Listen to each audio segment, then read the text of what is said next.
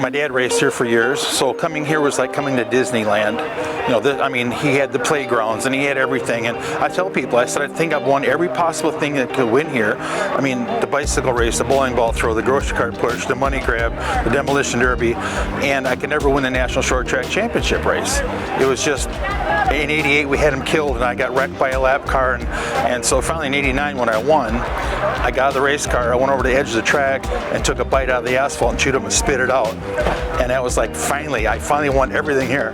You know, the best part was just growing up with the greatest era and area that a guy could have grew up in. I mean, I tell people, of the 50 greatest asphalt short track drivers, 40 of them lived in northern Illinois, Wisconsin, Michigan, you know, this Midwest. This is where it was. This is where Mark Martin and Rusty Wallace come learn how to race.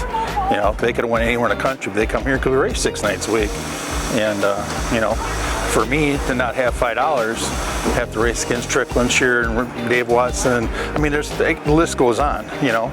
But them guys helped you. They taught you how to make your cars better. It should be remembered as one of the toughest tracks to race. And if you could race here and you could win here, you could pass here, you could go anywhere and be fast. There's a lot of people that say this place is Rockford, but I've always said the track never wrecked anybody. It's the people that are on it. It's created some pretty sweet racing. I don't think there's a word that can really describe the legacy besides it's the true short track. You know, the tough. They say Darlington's tough to tame. This is the same way. It's just and it took me 5 or 6 years to really figure it out, and it kind of sucks now. We got to figure it out, and now the doors are closing. With this being the last go around here, it's like I had to come out of retirement. I still got 8 cars and 16 motors, so just had to do it. It's getting worse now because it's ending. Through the season, we're so focused on, you know, trying to do the best we could for, you know, one more time for points and everything else.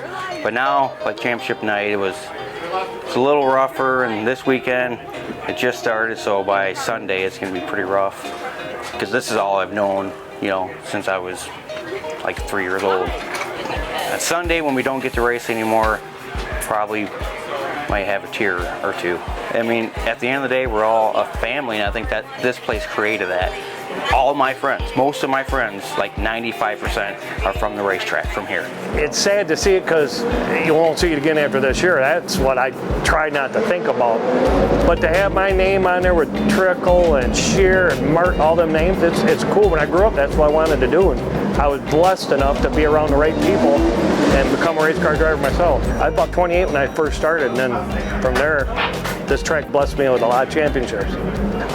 I still can't believe it's gone. It's like when Joe Shear passed away.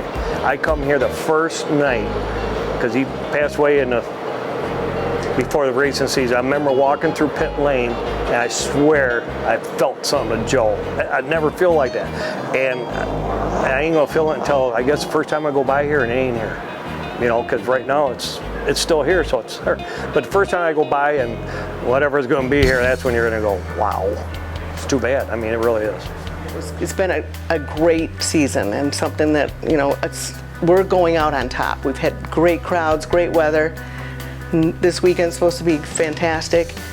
So everything, all the things that you want for a good program were in place. Everything was great. And, you know, it's just maybe, I mean, it's emotional, obviously. I cry probably every day, I'm sure. You know, something triggers me, but, you know, like you and your camera. Anyway, but it's bittersweet. It was a great description. I want to be here for every event. I want to hang on to every minute.